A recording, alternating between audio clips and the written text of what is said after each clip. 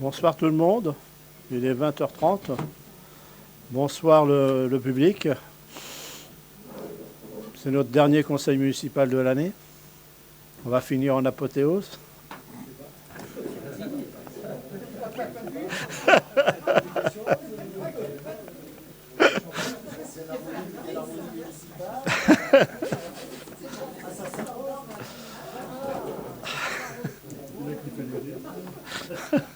Non, c'est vrai en plus. Bon, c'est vrai.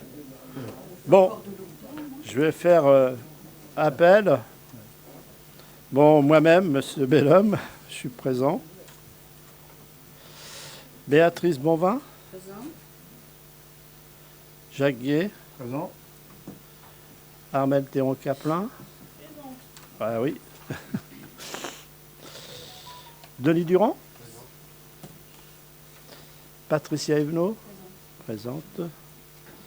Jean-Paul Marchand. Présent. Christine Abegère est absente.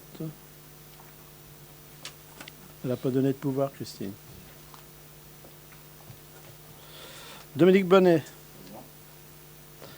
Marie-France Durand, absente.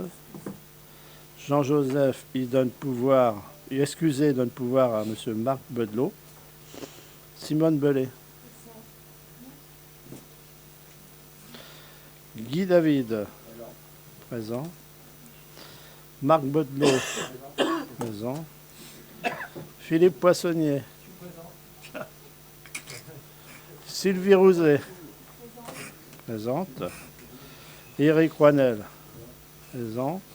Stéphanie Richard Duhamel est excusée d'un pouvoir à Patricia Evenot. Sonia Doukourov. Emmanuel Sauteur, présent.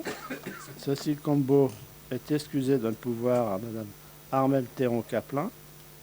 Claire Clérambeau, absente. Thomas Hamelot, excusé d'un pouvoir, M. Denis Durand.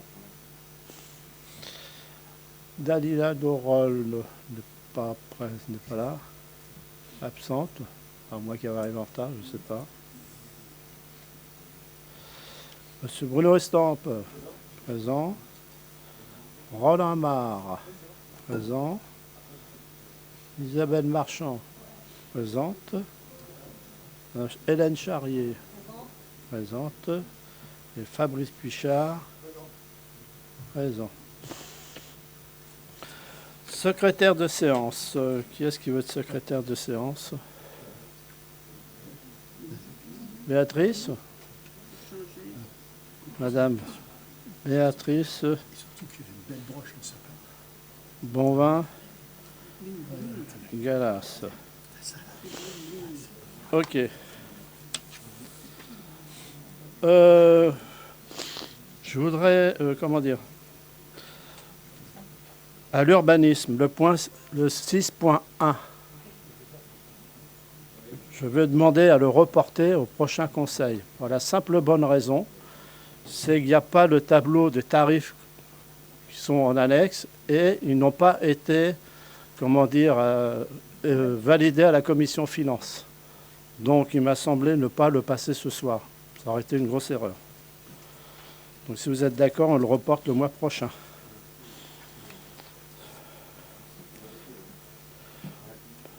On va passer maintenant à l'approbation du procès-verbal de la séance du conseil municipal du 18 novembre.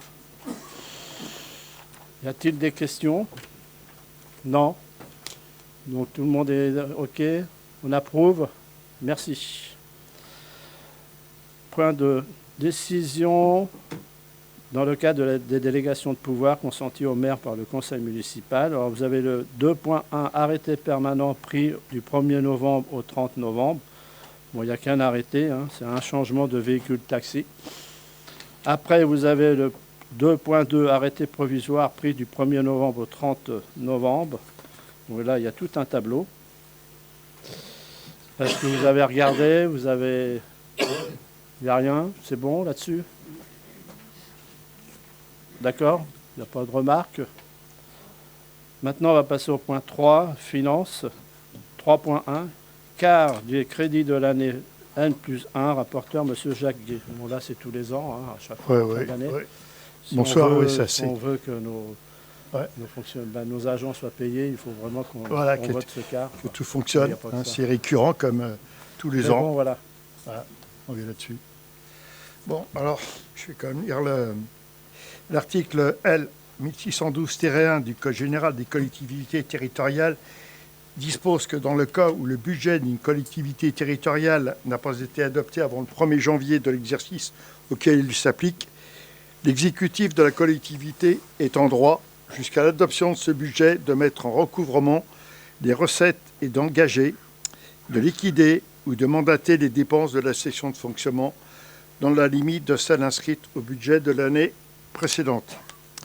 Pour la section d'investissement, l'exécutif peut, sur autorisation de l'Assemblée délibérante, engager, liquider et mandater les dépenses d'investissement dans la limite du quart des crédits ouverts de l'exercice précédent, non compris les reports de crédits et les crédits afférents au remboursement de la dette.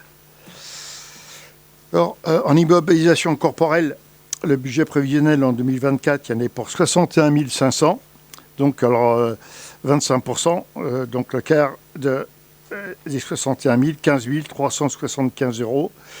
Et en immobilisation corporelle, 4 244 700, donc le quart, 1 061 175. Après en avoir délibéré, le conseil municipal est invité à autoriser pour l'exercice 2025, dans l'attente du vote du budget primitif, l'ouverture de crédits d'investissement correspondant à 25% des crédits d'investissement du budget de l'exercice 2024. La répartition par chapitre est indiquée, comme tout à l'heure, et dit immobilisation corporelle 61 500, le quart 15 375, et en immobilisation corporelle 4 244 700, soit 1 061 175. Voilà, monsieur le maire. Voilà, ok. Bon, ben, comme tous les ans, nous sommes obligés de le passer. Il faut absolument que...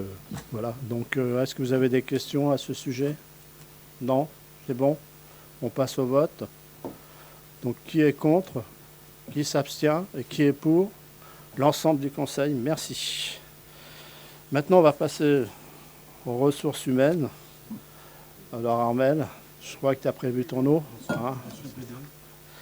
Alors, 4.1, régime indemnitaire de la filière police municipale, instauration de l'indemnité spéciale de fonction et d'engagement, ISFE, rapporteur, Madame Armelle Théron-Caplan. Bonsoir à toutes et à tous. Merci, Monsieur le maire. Alors, vu l'avis favorable du comité social territorial en date du 21 novembre 2024, considérant que les agents appartenant à la filière police municipale et garde champêtre sont exclus du champ d'application du régime indemnitaire tenant compte des fonctions, des suggestions et de l'expertise et de l'engagement professionnel, RIFSEP, considérant que les textes applicables aux agents de police municipale et aux gardes champêtres sont des textes spécifiques, considérant que suite à la publication du décret numéro 2024-614 du 26 juin 2024, un nouveau régime indemnitaire pour les agents relevant de la filière police municipale est institué en remplacement de l'existant. Ce nouveau régime repose ainsi sur une nouvelle prime dénommée indemnité spéciale de fonction et d'engagement, composée d'une part fixe et d'une part variable, tenant compte de l'engagement professionnel et de la manière de servir, appréciée selon les critères définis par l'organe délibérant. Considérant que l'article 7 du décret susvisé mentionne que lors de la première application des dispositions du présent décret, si, après l'application de l'alinéa précédent, le montant indemnitaire mensuel perçu par le fonctionnaire est inférieur à celui perçu au titre du régime indemnitaire antérieur, à l'exclusion de tout versement à caractère exceptionnel, ce montant précédemment perçu peut être conservé à titre individuel et au titre de la part variable, au-delà du pourcentage mentionné aux alinéas, au même alinéa et dans la limite du montant mentionné à l'article 5. Considérant qu'il appartient au conseil municipal de définir le cadre général et le contenu de ce régime indemnitaire pour les cadres d'emploi concernés au sein de la collectivité, Considérant que le conseil municipal entend mettre en place le versement de ce nouveau régime indemnitaire au profit de ses agents de la filière police municipale. Je vous expose donc ce régime indemnitaire est composé donc de 2 parties, une part fixe liée au traitement de base par cadre d'emploi et une part variable non obligatoire basée sur l'engagement. La part fixe est calculée grâce à un taux que choisit la collectivité selon les conditions du décret et la collectivité est donc appelée à délibérer sur 4 points.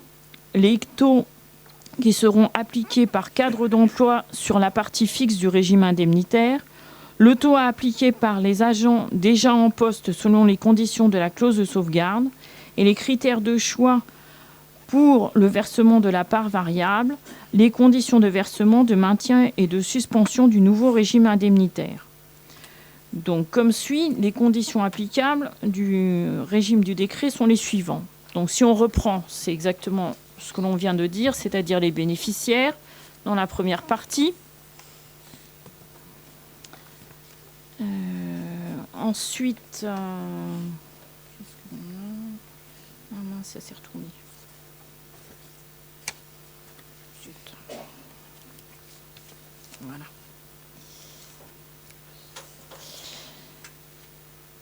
Les agents contractuels donc sur le poste à temps complet, à temps non complet ou à temps partiel en fonction dans la collectivité.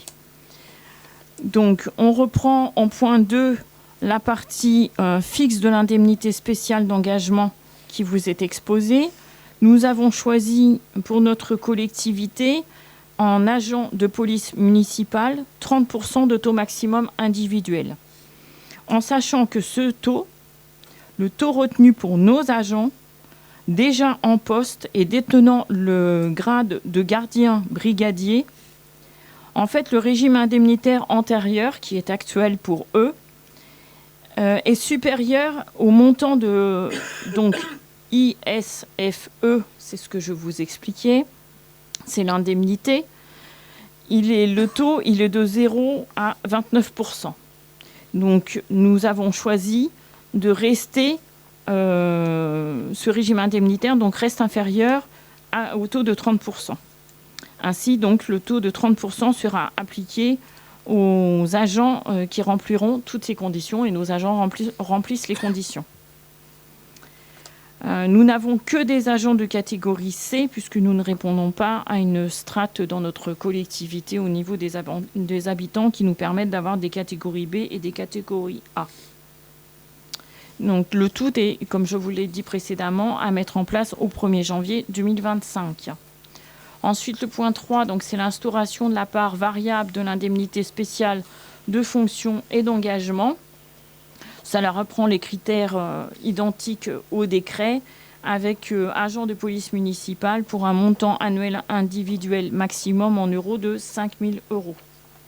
Pour le point 4, c'est le maintien du régime indemnitaire antérieur. C'est ce qui nous concerne pour 2 agents sur 3. Agents déjà en poste avec un régime indemnitaire actuel qui est plus favorable que l'indemnité spéciale de fonction et d'engagement, ISFE. Pour le point 5, ce sont les conditions de maintien ou de suspension applicables aux indemnités spéciales de fonction. Elles reprennent déjà, pour la part fixe et pour la part variable, les différentes indemnités, comme par exemple les congés annuels, les congés de paternité, les congés de maternité, et ainsi de suite. Bien évidemment, l'indemnité spéciale de fonction et d'engagement n'est pas versée à l'agent durant le congé d'invalidité temporaire imputable au service, les maladies professionnelles, les longues maladies, les longues durées. Ça suit exactement le même régime que le RIFSEP. Ce sont les mêmes conditions. Ensuite, les conditions de cumul, elles sont exclusives aux autres primes et aux indemnités liées aux fonctions et à la manière de servir. Ce qui, en point 7, c'est la clause de revalorisation. Ce sont les primes et indemnités fixées par la présente délibération feront l'objet d'un ajustement automatique lorsque le taux de base seront revalorisés et modifiés par un texte réglementaire comme le suit le RIFSEP. Donc la date d'effet, je le rappelle, c'est le 1er janvier 2025. Et donc, en point 9, les dispositions relatives au régime indemnitaire existant. À compter de cette même date et au plus tard au 1er janvier 2025, l'indemnité spéciale mensuelle de fonction et d'indemnité d'administration et de technicité, IAT, pour les agents relevant du cadre d'emploi de la police municipale seront abrogées. Sur l'exposé présenté, après en avoir délibéré, le conseil municipal est invité à accepter d'instituer le régime indemnitaire de la filière police municipale dans les conditions énoncées ci-dessus et selon le document en annexe, verser l'indemnité spéciale de fonction et d'engagement selon les conditions et les périodicités indiquées ci-dessus pour chacune des deux parts, c'est-à-dire la part fixe et la part variable, et dire que les crédits correspondants sont inscrits au budget primitif 2025. Voilà, monsieur le maire. Merci Armel. Donc ça a été discuté au CST. Oui, hein, et ça voilà. a reçu un avis favorable. Voilà, c'est ça. Bon, bien entendu, c'est pour mettre en place un versement du nouveau régime indemnitaire au profit des agents de la filière police municipale. Voilà, si vous avez des questions à poser à ce sujet. Bon, allez-y. Non, j'ai pas de questions puisque j'ai participé au CST où ça a été évoqué, débattu, réexpliqué. Je peux juste espérer ici comme ailleurs que ce nouveau statut, qui est mieux que le précédent, il n'y a pas de souci, mais qui, semble-t-il, c'est comme ça à chaque fois qu'on fait quelque chose, évoque des questions, ou évoque, bon voilà. Mais en tout cas, surtout qu'il permettra d'avoir des personnes qui postulent sur les emplois qui seront mis à disposition. Espérons-le. Espérons-le. Il faut l'espérer. On est d'accord. Juste précision par rapport au CST que nous avons eu. Nous avions eu une inquiétude au niveau de la mise à jour du logiciel parce que toutes ces données nous sont arrivées toujours à la dernière minute. Et là, nous avons eu la bonne surprise. La mise en place est immédiate. Donc, toutes les évolutions du logiciel sont mises en place. Donc, on est bon pour le 1er janvier 2025. Voilà. C'est bien. Ce qui sera plus efficace pour nos agents et qui percevront les choses en temps et en heure. Voilà. Puis, il faut reconnaître, on a une police municipale actuellement, ils s'entendent vraiment bien. Il y en a SVP, ils sont 4, bien entendu. Voilà, moi, je peux les remercier du travail qu'ils font. Voilà, on passe au vote. Qui est contre ? Qui s'abstient et qui est pour l'ensemble du Conseil. Merci. On va passer au 4.2, organisation des opérations de recensement de la population du 16 janvier 2025 au 22 février 2025. Rapporteur, Madame Armelle Théron-Caplin. Merci, Monsieur le maire. Considérant qu'il convient de désigner un coordonnateur de l'enquête de recensement, considérant qu'il convient de désigner des personnes chargées du recensement de la population, considérant que les agents recenseurs peuvent être en application des nouveaux textes des agents de la commune et qu'en absence de dispositions particulières, le recrutement et la rémunération de ces agents s'effectuent selon le droit commun du statut de la fonction publique territoriale, considérant qu'il convient de recruter 11 personnes chargées du recensement de la population pour la période du 16 janvier 2025 au 22 février 2025 inclus en qualité d'agents contractuels sur des emplois non permanents pour faire face à un accroissement temporaire d'activité et de fixer la rémunération de ces agents. Il s'agit bien de 11 personnes. Si vous avez entendu parler de 14 personnes, oui. C'est que l'INSEE avait, dans un premier temps, nous avait lancé l'idée sur 14. Et en fait, ils ont revu les districts et c'est effectivement 11 seulement. En application de la loi 2002-276 du 27 février 2002 relative à la démocratie de proximité et aux opérations de recensement de la population confiées aux communes, la commune d'Épernon doit organiser pour l'année 2025 les opérations de recensement de la population. Sur l'exposé présenté, après en avoir délibéré, le conseil municipal est invité à désigner Madame Carole Lannes, actuellement fonctionnaire titulaire, occupant la fonction de responsable du service Affaires générales et État civil, coordonnateur de l'enquête de recensement, L'intéressé bénéficiera d'une décharge partielle de ses fonctions et gardera sa rémunération habituelle. Approuver les recrutements de 11 personnes non titulaires pour accroissement d'activité temporaire pour une période du 16 janvier 2025 au 22 février 2025. Les agents recenseurs seront chargés, sous l'autorité du coordonnateur, de distribuer et de collecter les questionnaires à compléter par les habitants, puis de vérifier, de classer, de numéroter et de comptabiliser les questionnaires recueillis conformément aux instructions de l'INSEE. Fixer la rémunération brute des agents recenseurs comme suit. Formation 25 € par séance. Il y a 2 séances de prévues, le 6 janvier et le 13 janvier après-midi. Bordereau de district, 12 €. Bulletin individuel, 2 €. Feuille de logement, 1,50 €. Et dire que les crédits correspondants seront inscrits au budget 2025. Merci Armelle. Bon, on a reçu les 2 personnes de l'INSEE, effectivement. Donc au départ, c'était 14 agents. Et non, oui, c'est 11. D'où l'annonce qui a été faite pour la recherche. Là, il n'y a pas de souci. Bon, Madame Caroline a vraiment fait un beau travail. Donc ce soir, voilà, ce serait de voter justement parce que vraiment ce recensement est très important pour la commune. J'espère que les gens vont répondre au maximum. C'est un souhait. Voilà. Est-ce qu'on peut avoir le nombre de personnes que ça va concerner, ce recensement? On a une idée du nombre de personnes qui vont être... Parce que je n'ai pas pensé à poser la question l'autre jour. Oui, je l'avais, mais là, je ne l'ai pas là. Mais, alors, tu ne peux pas donner un chiffre? C'est 3 000... 3 000. Ah oui, c'est... M. Delannoy. Là, Thierry, ça c'est plus de la moitié de la commune. Oui, ça fait ça. Ok. En fait, le recensement est obligatoire pour toutes les personnes. C'est pas qu'une question de foyer ou de maison. C'est véritablement toutes les personnes. C'est-à-dire que même une personne nous n'en avons pas sur la commune, mais même une personne qui dort dans sa voiture, elle doit être recensée. Oui, c'est ça. Voilà. C'est impératif. Le recensement, c'est par rapport aux les personnes. Domiciliations sont les comptées. domiciliations sont comptées. Oui, tout à fait, aussi. D'accord. C'est ça.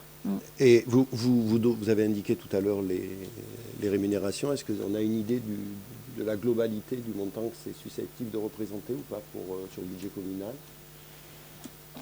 On avait fait le calcul, ça fait 18 000 € environ. Quand même. Ce qui n'est pas rien. Non. Oui. Bon. C'est important parce que là, on voit feuille logement 1,50 €, on a l'impression que ce n'est pas grand-chose, mais ça représente un montant. Et dernière chose, donc, je voulais savoir si les 11 avaient été recrutés, puisque ce n'était pas tout à fait le cas la dernière fois qu'on en a parlé. Les 11 sont recrutés. Nous sommes vraiment dans la phase finale. En fait, ce qui nous manque, c'est les photos pour faire les cartes. Ça, c'est... Parce que oui, mais on a un délai au niveau de l'INSEE pour que les gens puissent se présenter. On avait bien précisé lors des entretiens qu'il fallait vraiment que les photos nous soient données, non pas ne soient envoyées par mail. Et bon, c'est un petit peu plus compliqué que voilà. Et pour terminer, j'imagine que ces 11 personnes sont des habitants d'Épernon, comme ça se fait en général partout sur les communes. C'est pas obligé, c'est pas obligé. Pas tous. C'est pas obligé. Des gens la dernière fois, il y avait une personne d'Orange, je m'en souviens. Voilà, c'est pas une obligation. Non, je n'ai pas dit que c'était une obligation. Je dis en général, c'est l'occasion de faire travailler des gens de la commune, puisqu'il y a des recensements sur d'autres communes aussi. Donc là, en l'occurrence, c'est pas tout à fait le cas. En majorité, c'est des personnes qui sont sparnoniennes, mais pas tous. Pas tous. J'ai pas en tête le chiffre sur les 11, mais c'est plus de la moitié. Mais certaines personnes ont habité Épernon, ils connaissent Épernon, même si aujourd'hui ils n'habitent plus à Épernon aussi. C'est ça. Ok. Autre question? On passe au vote. Donc, qui est contre? Qui s'abstient? Et qui est pour? Merci, l'ensemble du Conseil. Alors, 4.3, autorisation de négociation du contrat d'assurance groupe pour la couverture des risques statutaires par le Centre de gestion d'Eure-et-Loir. Rapporteur, Mme Théron-Caplin. Merci, Monsieur le maire. Alors, je vais revenir un petit peu sur... D'habitude, je ne lis pas les vues, mais là, ils sont importants pour le déroulé des données.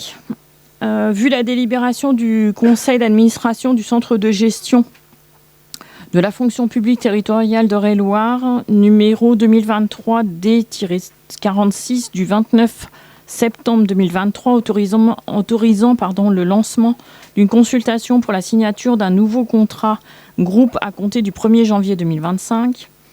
Vu les délibérations du conseil d'administration du centre de gestion de la fonction publique territoriale d'Eure-et-Loir, numéro 2024-D-24 du 4 juillet 2024, autorisant le président à signer le marché modifié de services d'assurance statutaire, et numéro 2024-D-25 du 4 juillet 2024 fixant les taux des frais de gestion à verser au centre de gestion de la fonction publique territoriale d'Eure-et-Loir pour les collectivités et les établissements adhérents au contrat groupe.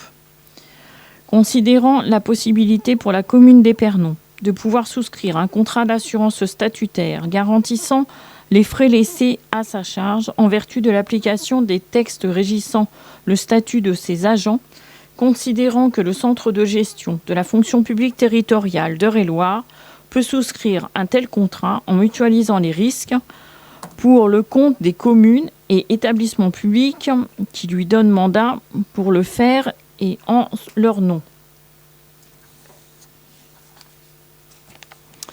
Donc, je vous rappelle que la commune d'Épernon a mandaté le centre de gestion de la fonction publique territoriale d'Eure-et-Loir par délibération numéro 2020-4 du 10 février 2020 pour négocier en son nom un contrat d'assurance statutaire garantissant les frais laissés à sa charge.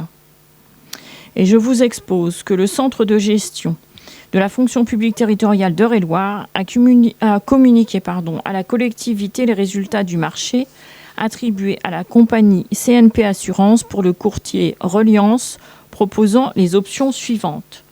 Donc vous avez un tableau qui vous fait une récapitulation des différentes options, avec une option 1, une option 2, une option 3 et une option 4. Par ailleurs, plusieurs services sont inclus dans le contrat proposé par l'assureur et le courtier. En matière de gestion, la dématérialisation de l'adhésion via une plateforme en ligne, un espace client avec de multiples fonctionnalités, des documents de gestion simplifiés et dématérialisés, un délai de déclaration de 90 jours pour l'ensemble des risques. Le renoncement de l'assureur à l'application d'une nouvelle franchise en cas de rechute d'un accident, d'une maladie imputable au service et d'une prolongation de maladie ordinaire. L'absence de délai de carence en maternité, adoption-paternité ou accueil de l'enfant, congé de naissance, congé avec l'arrivée d'un enfant placé en vue de son adoption, le remboursement des prestations sous 2 jours, le tiers payant pour les frais médicaux et un interlocuteur unique. En matière de services, la production de statistiques et de comptes de résultats, la prise en charge des contre-visites et expertises médicales pour les risques assurés, le recours contre tiers remboursables par le courtier en cas d'accident d'un agent assuré, les formations en lien avec la santé, l'hygiène et la sécurité, un ensemble de programmes pour favoriser le maintien dans l'emploi et le retour à l'emploi, la mise à disposition de documents tels que les affiches, les livrets, les guides, etc. Quant au centre de gestion de la fonction publique territoriale d'Eure-et-Loir, il apporte aux collectivités et aux établissements adhérents un contrat groupe d'assurance statutaire, son assistance administrative et son expertise. En contrepartie, la collectivité verse au centre de gestion de la fonction publique territoriale d'Eure-et-Loir des frais de gestion annuels fixés à 0,11% de la masse salariale assurée. Eu égard aux résultats de la procédure de consultation menée par le centre de gestion de la fonction publique territoriale d'Eure-et-Loir, le conseil municipal doit se prononcer sur l'opportunité d'adhérer au contrat groupe du centre de gestion de la fonction publique territoriale d'Eure-et-Loir, le choix du type de personnel à assurer, agents relevant de la Caisse nationale de retraite des agents d'une collectivité locale, CNRACL. Pour les agents CNRACL, les risques assurés et, le cas échéant, le pourcentage de remboursement d'indemnités journalières et la durée de la franchise seront les options indiquées dans le tableau ci-dessus. L'assiette des cotisations qui est composée obligatoirement du traitement brut indiciaire et de la nouvelle bonification indiciaire. Sur l'exposé présenté, après en avoir délibéré, le conseil municipal est invité à prendre acte des taux et des prestations négociées par le Centre de gestion publique territoriale d'Eure-et-Loir dans le cadre du contrat groupe 2025-2028. Prendre acte que la collectivité adhérente devra verser au Centre de gestion de la fonction publique territoriale d'Eure-et-Loir des frais de gestion annuels fixés à 0,11% de la masse salariale assurée et autoriser monsieur le maire ou son représentant à signer une convention de gestion jointe en annexe. Décider d'adhérer aux 10 contrats groupes à compter du 1er janvier 2025 sur la catégorie de personnel suivant et selon l'option numéro 2 présentée ci-dessus. Agent CNRACL pour les risques suivants, donc je réénumère les risques qui sont déjà énumérés précédemment. Pour un taux global nous avons choisi 7,22% avec une franchise de 30 jours par arrêt sur le risque de congé maladie ordinaire et d'un montant indemnisé journalière fixé à 100%, c'est-à-dire nous avons choisi l'option 2 qui vous était présentée dans le tableau précédent. Vous avez dans le tableau suivant le détail de cette option en fonction des congés de maladie ordinaires, des congés de maladie, les congés longue durée, les maternités d'option, les paternités, les accidents du travail, les trajets maladies professionnelles et les décès, ce qui fait un total de 7,22% sur l'ensemble des risques. Et donc, il est rappelé que la masse salariale est assurée comprend obligatoirement le traitement brut indiciaire et la nouvelle bonification indiciaire. Les taux sont garantis sur 2 ans, c'était déjà le cas avec le précédent contrat, ça fonctionne exactement de la même façon. Donc c'est dès la première année 2025 et jusqu'au 31 décembre 2026. Notez que la collectivité adhérente pourra quitter le contrat groupe chaque année sous réserve du respect du délai de préavis de 4 mois avant l'échéance annuelle et autoriser le maire ou son représentant à signer le dit contrat d'assurance et tout document s'y rapportant dans les conditions sus énoncées. Juste une petite précision pour le choix de ce taux.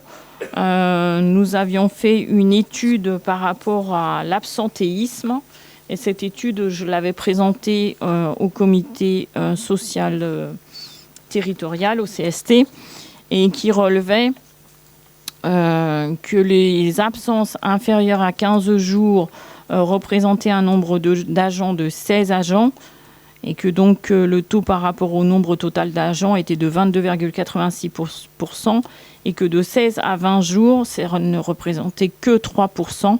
Donc au total, ça représente 21 agents dans sa globalité et 4,29 agents par rapport au nombre total. Voilà. D'où le fait de prendre cette option. Ok, Armel. Bon, ça a été débattu aussi au CST, hein, bien entendu. Donc, vous avez des questions à poser là-dessus? Voilà. Donc, le choix, c'est le tableau, c'est le 2, c'est bien ça. Hein. Oui. Le taux de remboursement, il est à 100% des indemnités journalières pour tous les risques. Hein. Oui. C'est ce choix. Et à 7,22% pour l'ensemble des risques. C'est bien ça. Oui. Voilà. J'ai oublié de préciser que ça représente un budget annuel d'environ 100 000 €. Voilà. Ok. Bon. Ben, merci Armel. Donc, qui est contre? Qui s'abstient? Et qui est pour? L'ensemble du conseil? Merci. Alors maintenant, 4.4. Autorisation de signer l'avenant à la convention relative de l'intervention d'un agent chargé d'une fonction d'inspection. Madame Armelle Théron-Caplin. Merci, monsieur le maire. Considérant qu'il est dans l'intérêt de la collectivité d'accepter les termes de l'avenant proposé par le Centre de gestion d'Eure-et-Loir, je vous rappelle que la délibération numéro 2019-3 du 30 septembre 2019, le Conseil municipal a approuvé l'adhésion de la collectivité à la convention relative à l'intervention de l'agence chargée d'une fonction d'inspection, ACFI, mise en œuvre par le Centre de gestion d'Eure-et-Loir, et a autorisé le maire à signer la dite convention d'adhésion. Cette convention a été conclue pour l'ensemble des parties le 19 décembre 2019. Pour tenir compte des évolutions réglementaires liées à la mission de l'ACFI et du bilan de ces 5 années d'expérience, le conseil d'administration du Centre de gestion d'Eure-et-Loir a, en date du 27 septembre 2024, approuvé et adopté certaines modifications de la Convention. Ainsi, le Centre de gestion d'Eure-et-Loir propose à la collectivité de signer un avenant annexé à la présente, dont l'objet est de substituer la convention en cours de la convention validée le 27 septembre 2024 par le Centre de gestion d'Eure-et-Loir. Sur l'exposé présenté et après en avoir délibéré, le conseil municipal est invité à approuver les termes de l'avenant de la convention d'adhésion à l'intervention d'un agent chargé d'une fonction d'inspection ACFI du Centre de gestion d'Eure-et-Loir, tel qu'il est joint en annexe, et autoriser monsieur le maire ou son représentant à signer le dit avenant. Juste pour précision, nous avions une inspection d'une ACFI qui était prévue en décembre. Du fait de cette modification et de ce changement de cette convention, il est reporté en mars 2025. De plus, le centre de gestion a modifié son logiciel. Avant, c'était un logiciel, on va dire, maison. Et aujourd'hui, c'est un logiciel qualifié un tout petit peu plus développé pour l'ACFI. Et nous, au niveau de la lecture, ça sera un petit peu plus facile aussi. Voilà. Ok, Armel. Bon, ben, on a un agent qui nous représente, justement. C'est déjà une bonne chose, parce que c'est pas évident de trouver la personne. Voilà, je le remercie d'ailleurs. Voilà, est-ce que vous avez des questions à poser à ce sujet ? Donc c'est pareil, ça a été débattu au CST.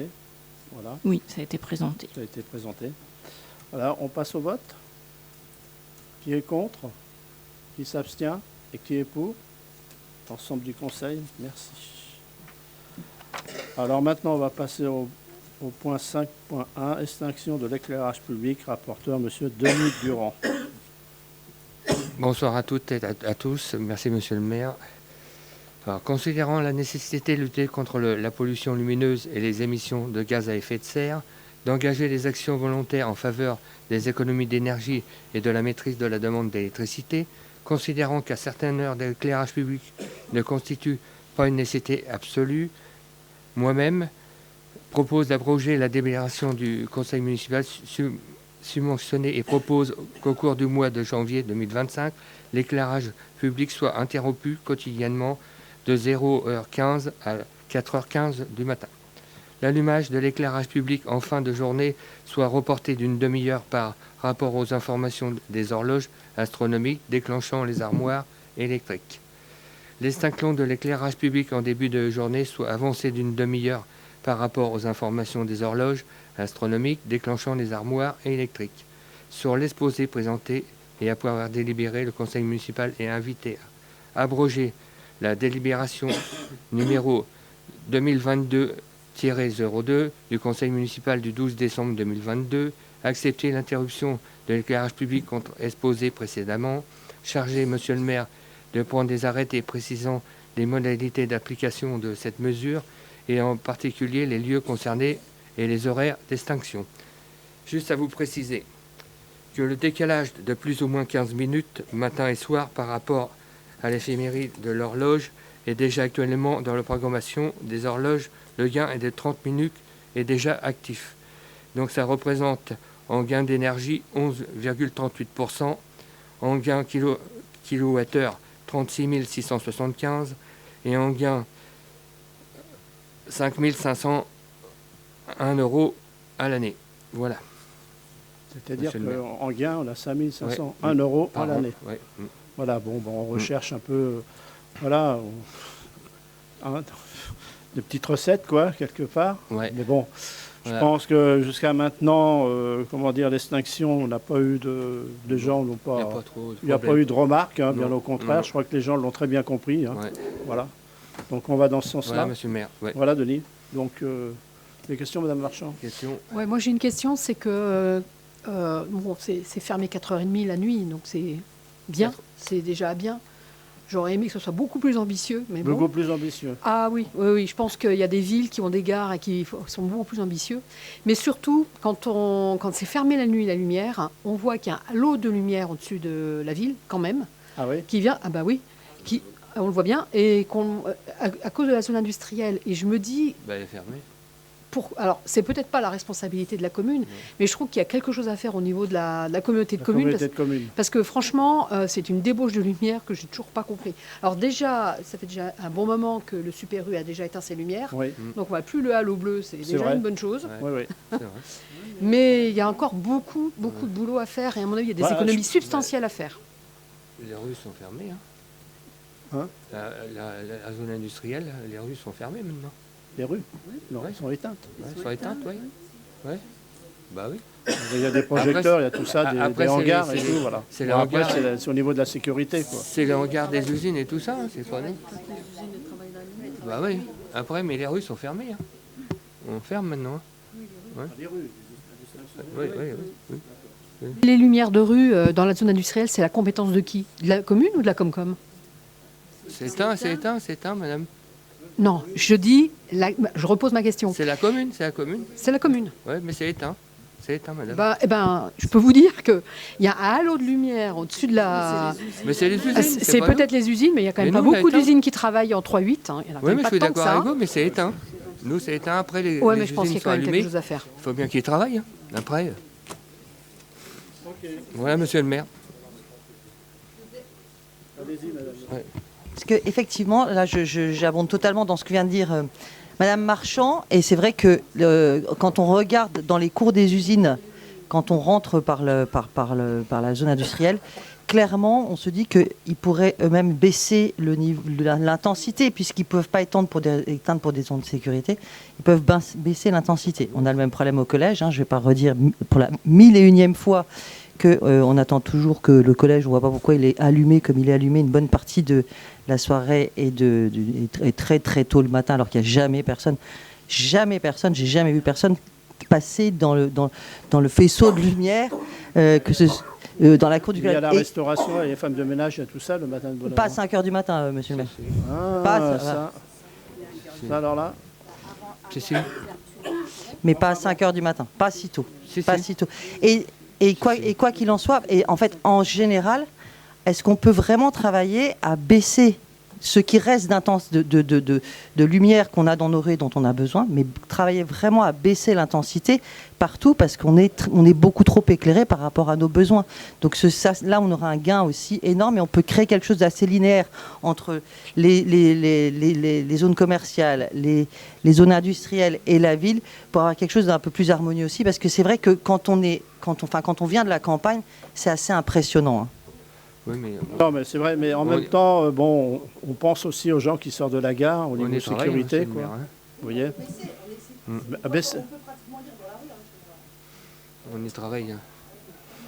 ok, On est à 50% Bon. en LED. Hein. ok. Quand on a mis en place les LED dans un certain nombre de zones, en tout cas On est à 50%. dans les zones où il y avait des éclairages orangés, le niveau d'intensité, de luminosité qu'on a récupéré quand on a mis les LED par rapport à ce qu'on avait avant, on a vécu avec sans aucun problème pendant des décennies et des décennies, franchement, c'est incomparable. C'est impressionnant.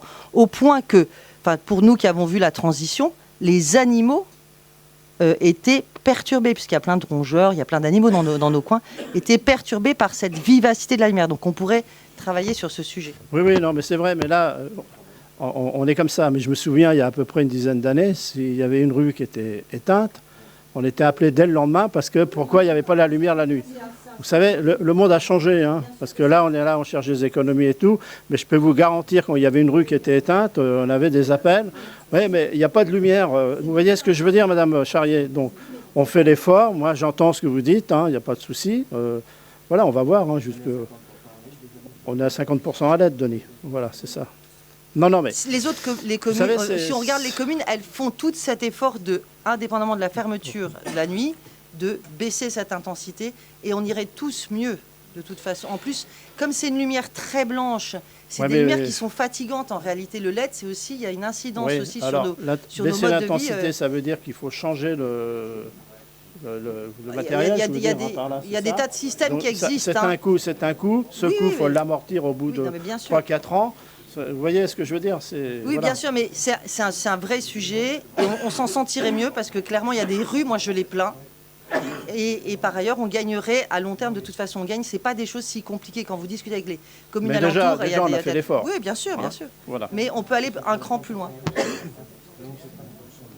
Ok, bon. Ok, est-ce qu'il y a d'autres questions? Non?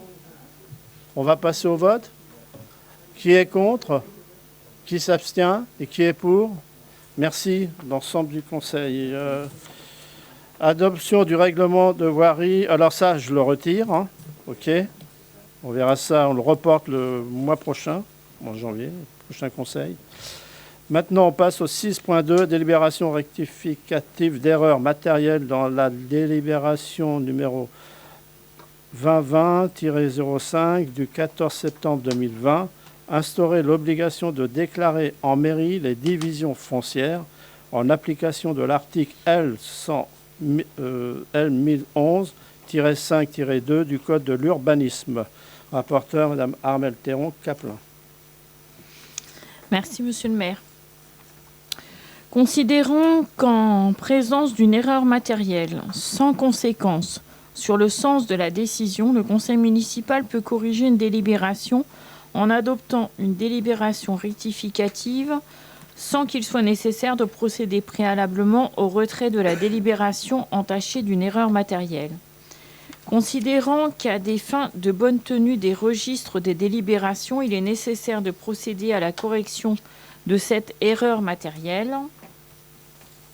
Considérant que l'erreur matérielle relevée dans une dénomination et au deuxième alinéa de la délibération 20-05 du 14 septembre 2020 constitue une erreur de forme résiduelle et qu'à ce titre, elle n'entache pas d'illégalité la délibération adoptée, qui reste donc créatrice de droit et exécutoire.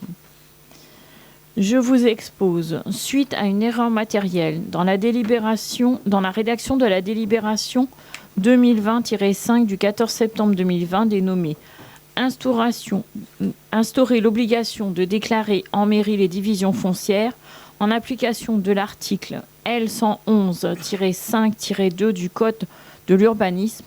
Il convient de prendre une délibération rectificative afin de corriger les références aux articles du Code de l'urbanisme qui sont erronés et qui figurent dans la dénomination de la délibération ainsi qu'au deuxième alinéa.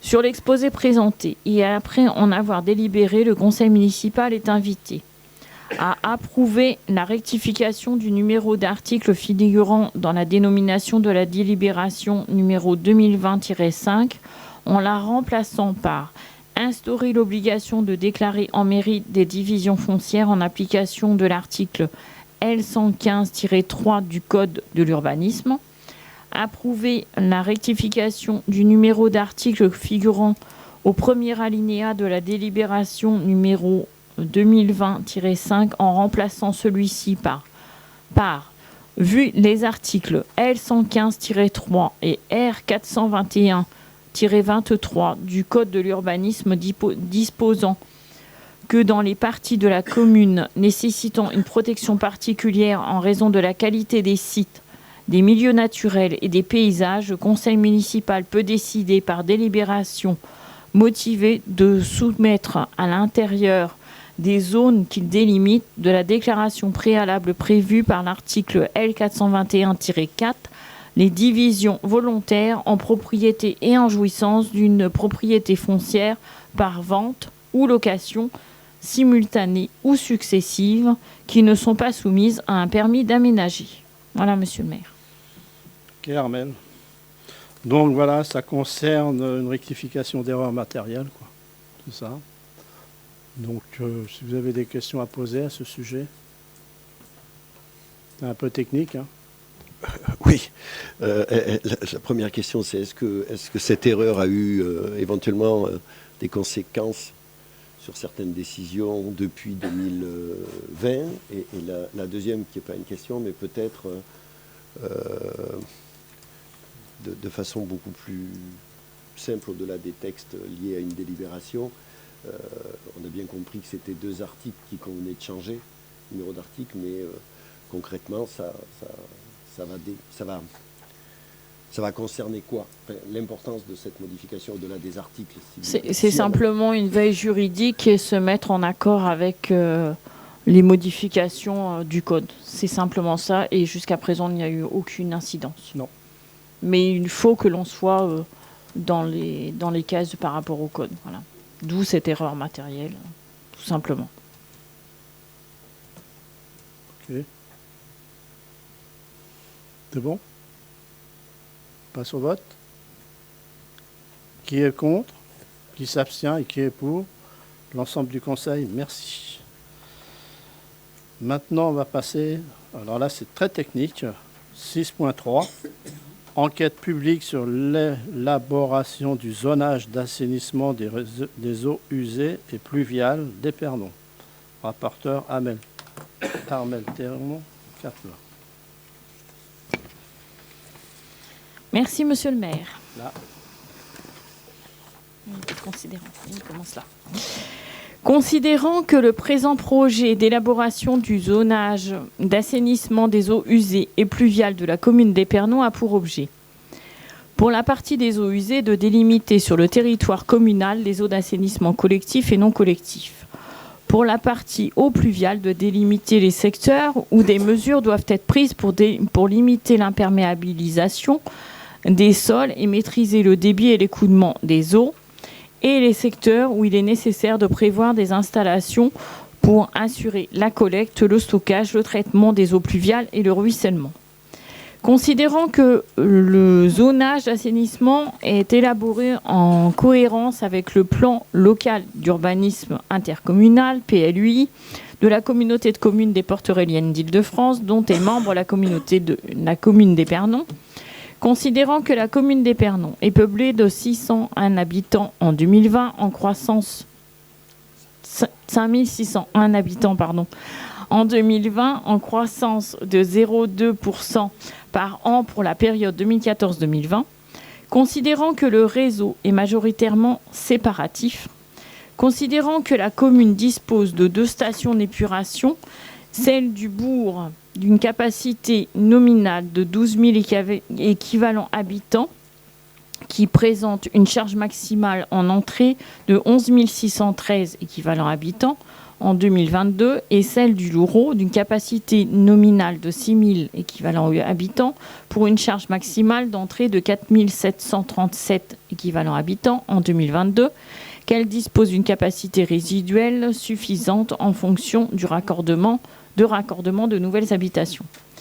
Considérant en ce qui concerne les habitations relevant de l'assainissement individuel que l'arrêté ministériel du 27 avril 2012 visant à maintenir une conformité des installations et à informer le public sur les conditions de réhabilitation des équipements vieillissants garantit le contrôle périodique des dispositifs d'assainissement non collectif sur l'ensemble du territoire communal. Considérant que les contrôles des installations d'assainissement autonomes sont réalisés par le service public d'assainissement non collectif SPANC, considérant qu'aucun diagnostic des installations d'assainissement non collectif n'est présenté, qu'il est de la responsabilité du SPANC, dont la compétence est attribuée à la communauté de communes des Portes-Aureliennes d'Île-de-France, de faire réaliser les travaux de mise aux normes qui incombent aux propriétaires. Considérant que le rapport d'actualisation du schéma directeur d'assainissement prévoit, Concernant le réseau d'eau usée, la suppression des apports d'eau claire, parasites, permanente et la réhabilitation des réseaux d'assainissement. Concernant le réseau d'eau pluviale, la suppression des anomalies structurelles des réseaux et l'amélioration du fonctionnement hydraulique. Considérant que la commune d'Épernon est concernée par le périmètre de protection immédiat et rapproché du captage d'alimentation en eau potable de la Chevalerie située à Drou-sur-Drouette, considérant que la commune d'Épernon est couverte par un SDH 1 Seine-Maritime 2022-2027, qu'il revient aux établissements publics compétents en matière d'assainissement d'en respecter les dispositions d'orientation.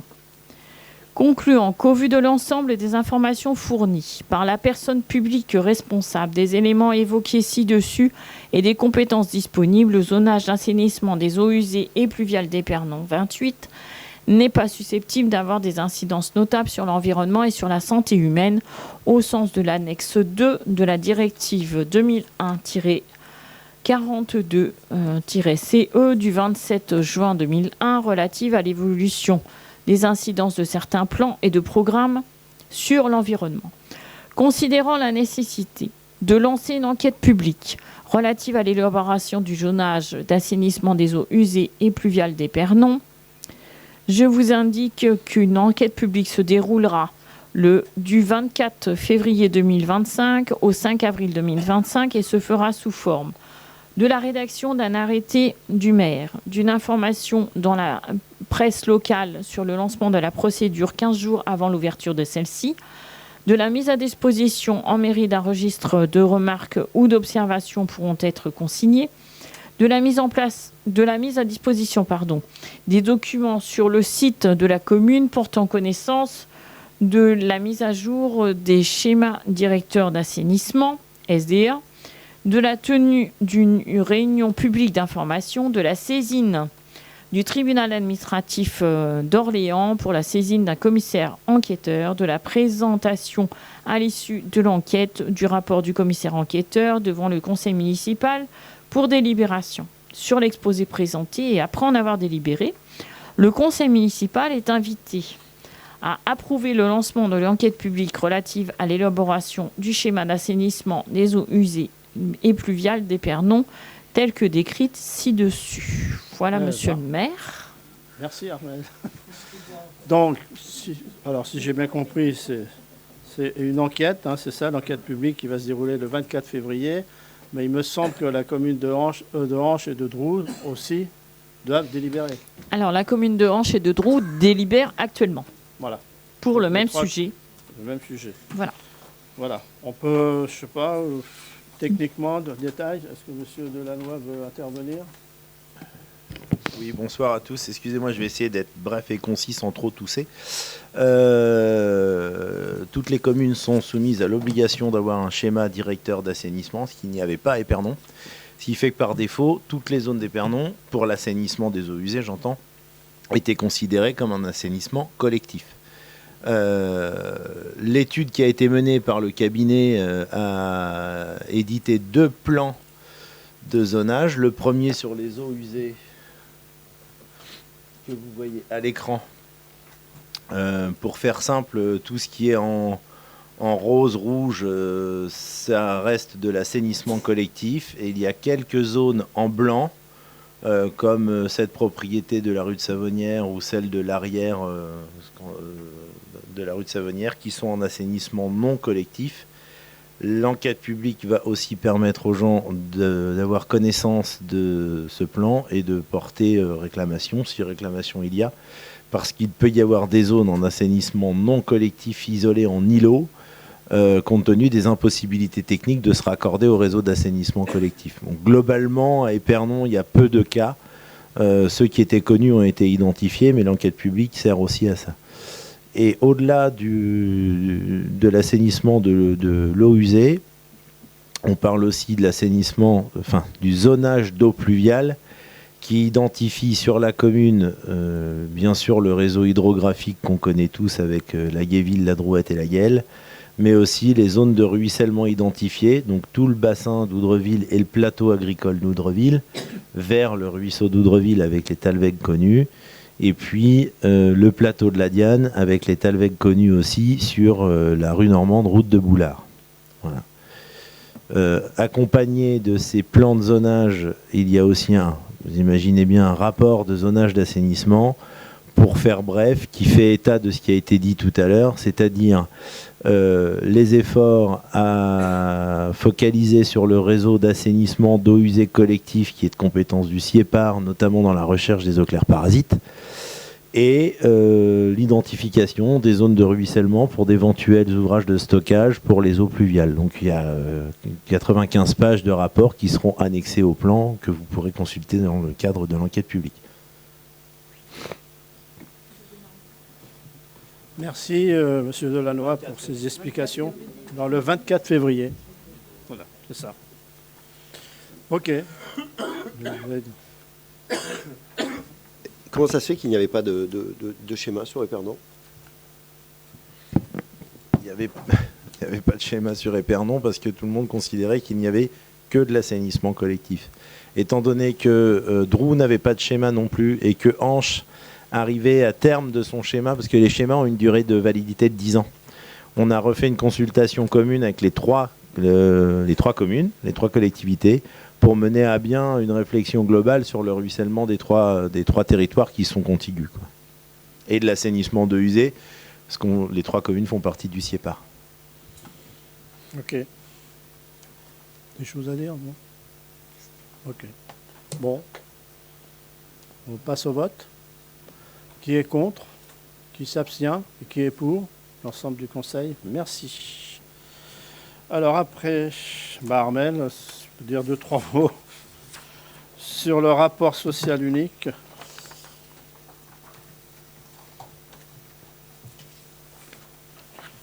Qui a été présenté au CST dernièrement.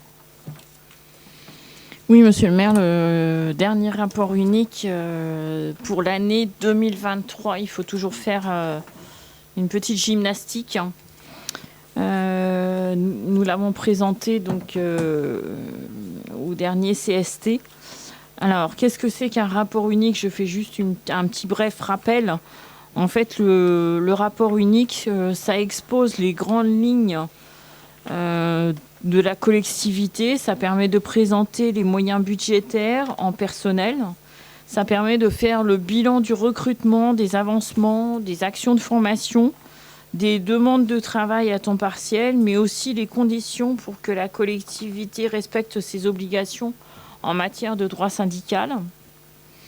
Initialement, ça permettait de favoriser le dialogue social à l'intérieur de la collectivité, mais c'est un véritable dispositif statistique qui permet aux législateurs et aux pouvoirs réglementaires d'opérer les ajustements et les réformes nécessaires pour un bon fonctionnement et une adaptation au statut de la fonction publique.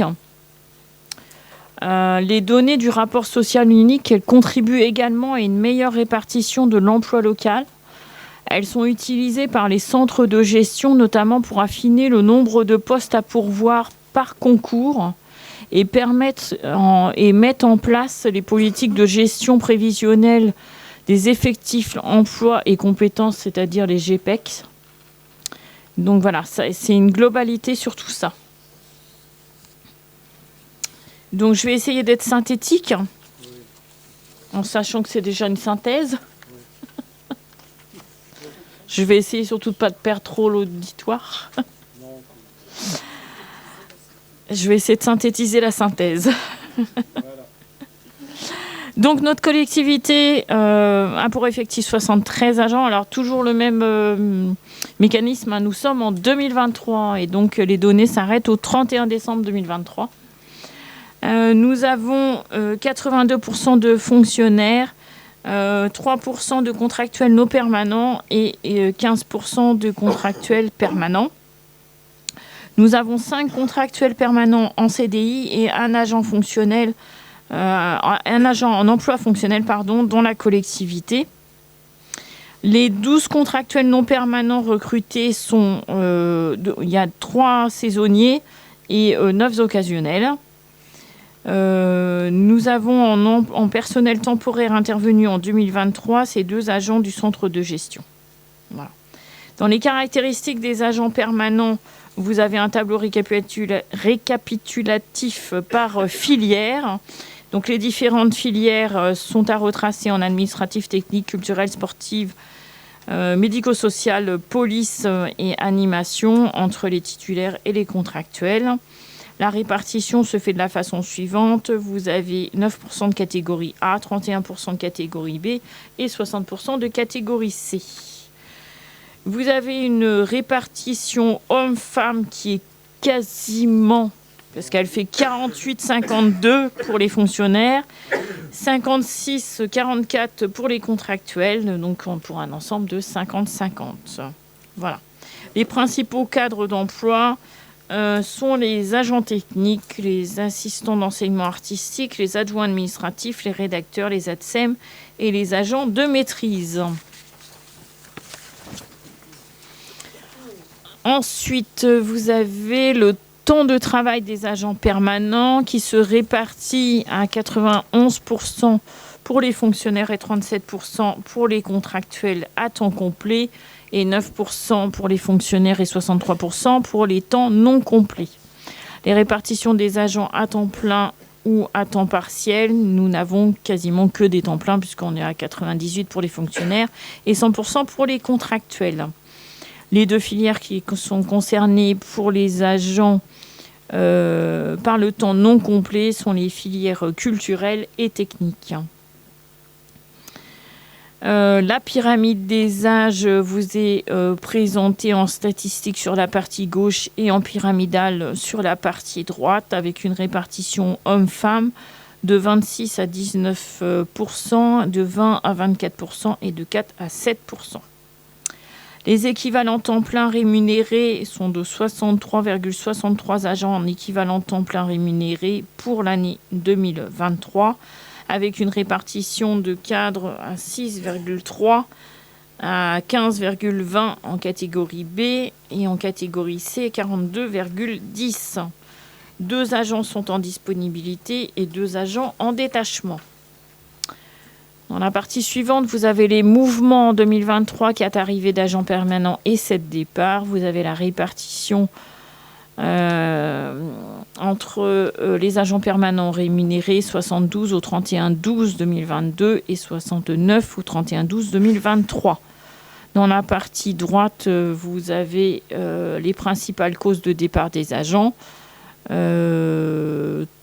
fin de contrat en remplacement 3, mutation 3, mise à disposition 2, démission 4 et départ en retraite 2. Les principaux modes d'arrivée des agents permanents, les remplacements, c'est-à-dire des contractuels à 62%, les voies de médiation à 15%, les recrutements directs à 8, les intégrations à 8 et les arrivées de contractuels à 8, avec la variation sur le côté gauche. En évolution professionnelle, un bénéficiaire d'une promotion interne sans examen professionnel nommé est une femme.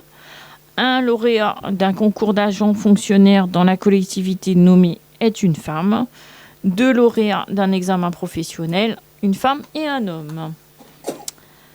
Vous avez 29 avancements d'échelon et 6 avancements de grade. Et nous pouvons nous féliciter d'aucune sanction disciplinaire. Hop.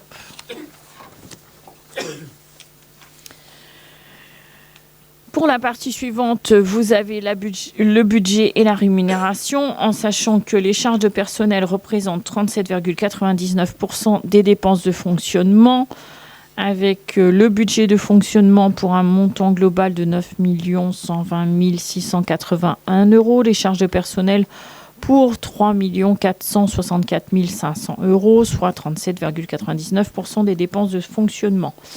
La répartition annuelle brute des emplois permanents est de 2 043 536 € et vous avez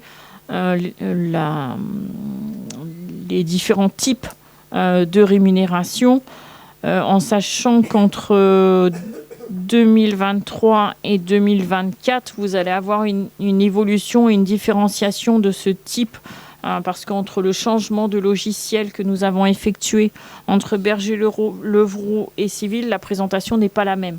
Donc vous aurez une modification sur certaines lignes. La rémunération des agents sur emploi non permanent est de 16 000, au global de 16 148 €.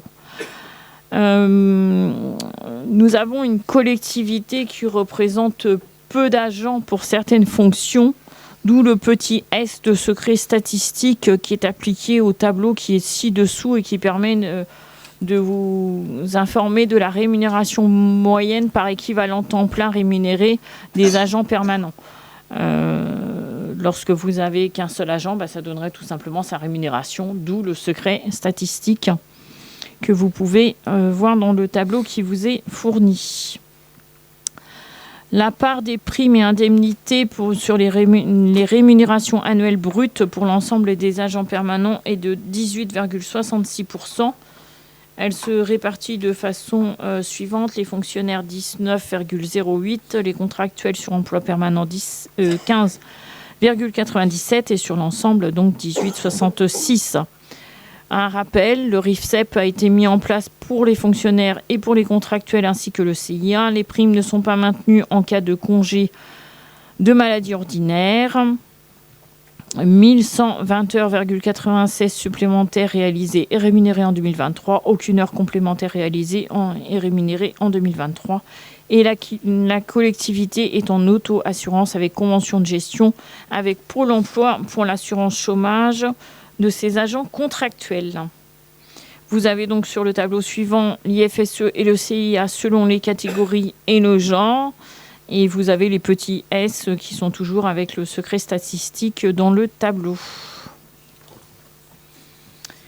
Les absences, en moyenne 4,6 jours d'absence pour tout motif médical en 2023 par fonctionnaire, avec une répartition du bilan de l'absentéisme en fonction de maladies ordinaires, des absences pour tout motif médical, les absences y compris paternité et maternité.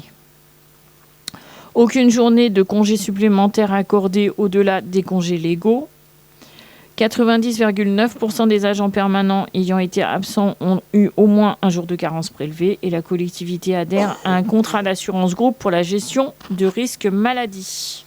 En accident du travail, nous déplorons 4 accidents du travail déclarés en 2023 pour 69 agents et en moyenne 9 jours d'absence consécutifs par accident du travail.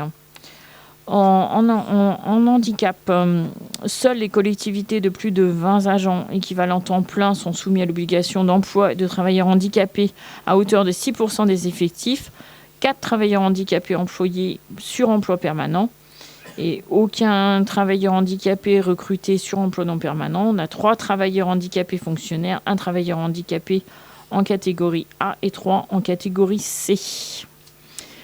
Nous sommes toujours en 2023. Nous avons 2 assistants de prévention qui sont désignés dans la collectivité. 34 jours de formation sont liés à la prévention pour un coût total de 12 490 €, soit par jour de formation 381 €. En dépenses, la collectivité a effectué des dépenses en faveur de la prévention, de la sécurité et de l'amélioration des conditions de travail pour un montant total de 15 642 €. Et le document de prévention, la collectivité dispose d'un document unique d'évaluation des risques professionnels dont la dernière mise à jour est 2025 et qui va reprendre en 2015.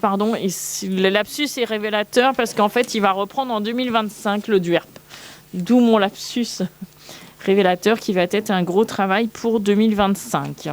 Il reprend à partir du mois d'avril 2025. Les formations. En 2023, 86,96% des agents permanents ont suivi une formation d'au moins un jour. 40% des catégories A, 27% en fonctionnaires, 40% des catégories A fonctionnaires, 27% des catégories B toujours en fonctionnaires et 24% des catégories C en contractuel, 38% des catégories B. 62 500 € ont été consacrés à la formation en 2023, dont 18 640 consacrés aux formations des agents et 43 860 consacrés au logiciel Cyril RH, et c'est aussi Cyril Finance, et les reprises des données de l'ancien logiciel dont je parlais, Berger-Levrault. La répartition des dépenses se fait par le CNFPT pour 11%, 3% de frais de déplacement et les autres organismes 86%. 289 jours de formation ont été suivis par les agents sur emploi permanent en 2023. Ils représentent 4% des catégories A, 57% des catégories B, 39% des catégories C, soit le nombre moyen de jours de formation par agent permanent de 4,2% par agent. 99% des organismes, c'est le CNFPT. Il y a une reprise donc, au niveau de l'action sociale et de la protection sociale complémentaire. La collectivité participe à la complémentaire santé et au contrat de prévoyance. Pour un montant santé, le montant global des participations pour le côté santé, c'est 7 605 €. Montant moyen par bénéficiaire 224. Et pour la partie prévoyance, 3 462 € et donc 9 € de moyenne par bénéficiaire. L'action sociale de la collectivité est de 14 840 € et nous cotisons à l'association du CNAS. Et les relations sociales, 5,5 jours de grève recensés en 2023. Et comité social territorial, 3 réunions en 2023 pour la collectivité, en sachant que dans cette statistique, ils ont regroupé les CT et les CHSCT. Or, jusqu'à présent, ils n'étaient pas regroupés, mais là, il n'y a qu'une case pour... voilà. Et je vous laisse avec les précisions méthodologiques. Je suis sûre que vous êtes très intéressés par la formule de calcul. Voilà, monsieur le maire. Merci Armelle, merci beaucoup. Voilà. Bon, je pense que... Voilà, je crois qu'on s'est aperçu que les agents faisaient beaucoup de formations. Voilà. Et puis, voilà, il y a des concours, donc on peut s'en féliciter. J'avais juste une petite question par rapport à ce rapport social unique. Est-ce qu'il y a une réflexion, peut-être qui a déjà été engagée, mais que j'ignorerais, sur l'égalité professionnelle entre les femmes et les hommes ?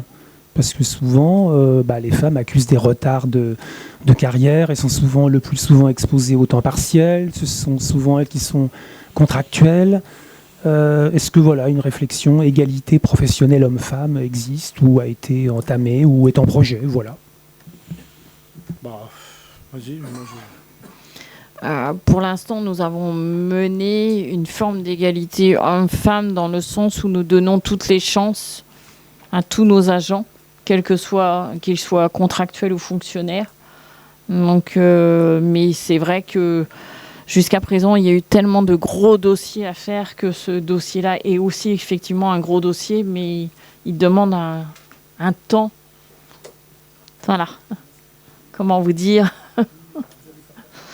Voilà.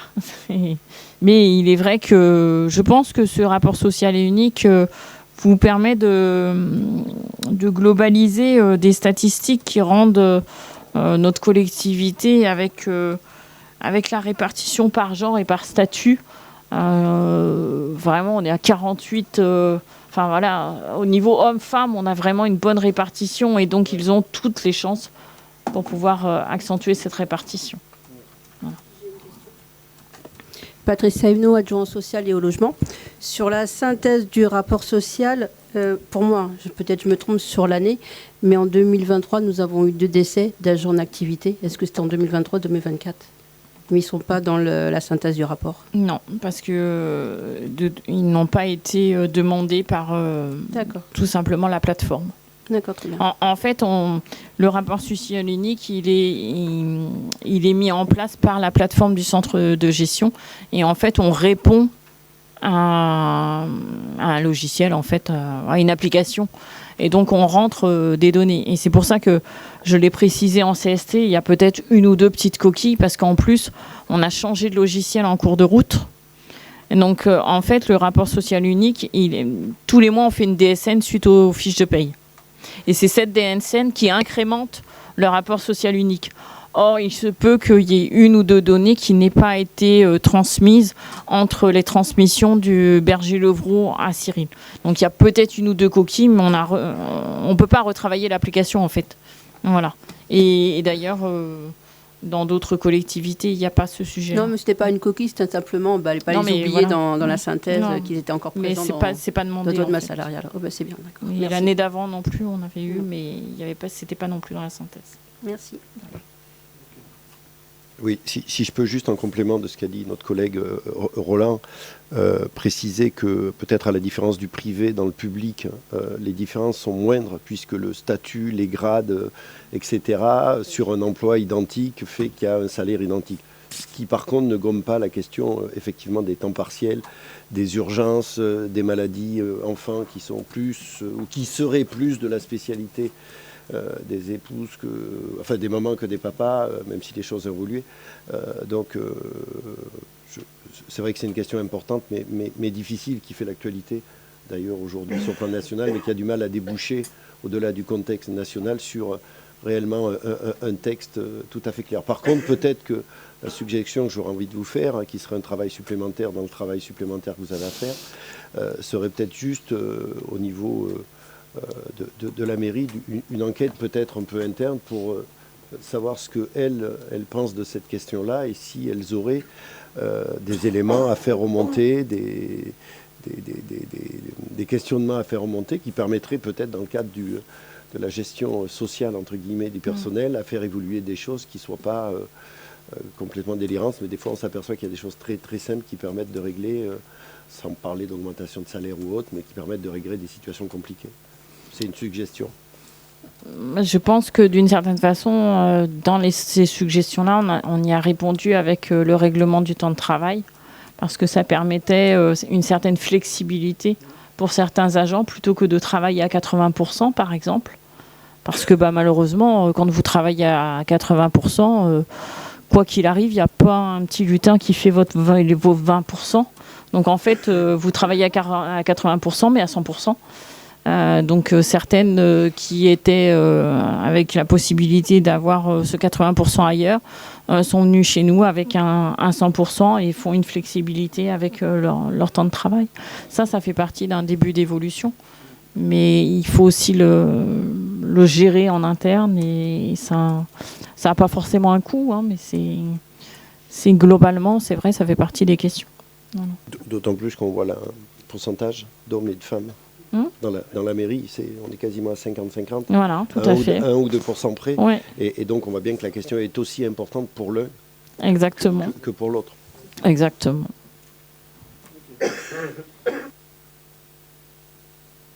On prend acte. Hein. Merci Armel pour ce soir. C'était plus des 3/4 te convenaient, quoi. C'était pour toi. Mais bon. Ok. J'ai devant moi un tableau. On va vous envoyer, hein, d'accord? Alors, ce tableau, qu'est-ce que c'est? Il y a les conseils municipaux de toute l'année 2025. Ce sont des dates, d'accord? Ils ne sont pas fixés, hein, ça peut changer quand même. Mais pour vous, pour votre agenda, il y a les bureaux municipaux élargis.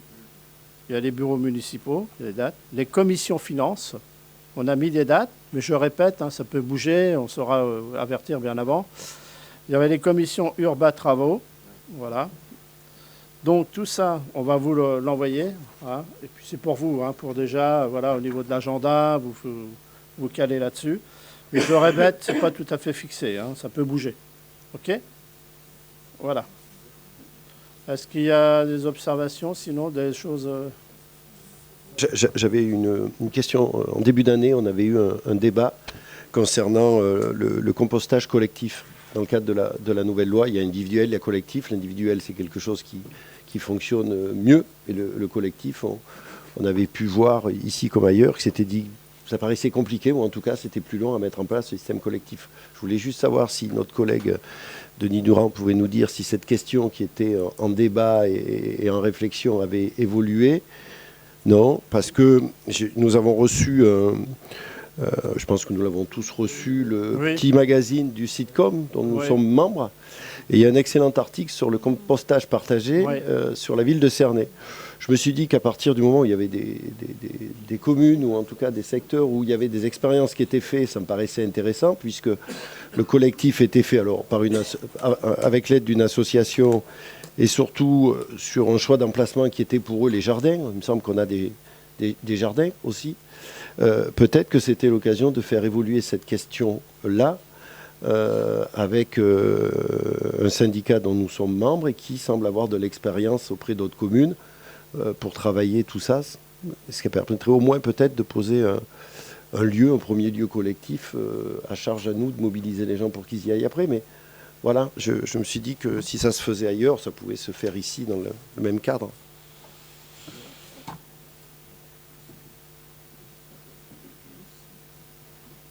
Enlève-le ton truc là, il gêne.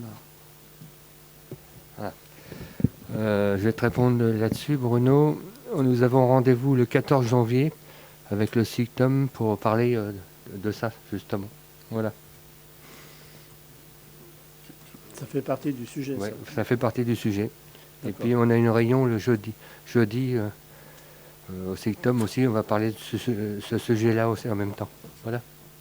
Non, mais oui, on a les endroits pour le mettre, donc il n'y a pas de souci. Il y a même le forum, on peut en mettre un là aussi, on peut voir. Mais donc vous en parlez le 14. Ok. D'accord. Ok. Bon, écoutez, je vous remercie tous. Voilà, on a passé une année, beaucoup de débats. Voilà, tout le monde était présent. Non, mais voilà, c'est la démocratie. Moi, je suis clair là-dessus, je suis à l'écoute. Je vous souhaite de bonnes fêtes de Noël, de fin d'année. Et puis au prochain conseil l'année prochaine. Alors c'est le...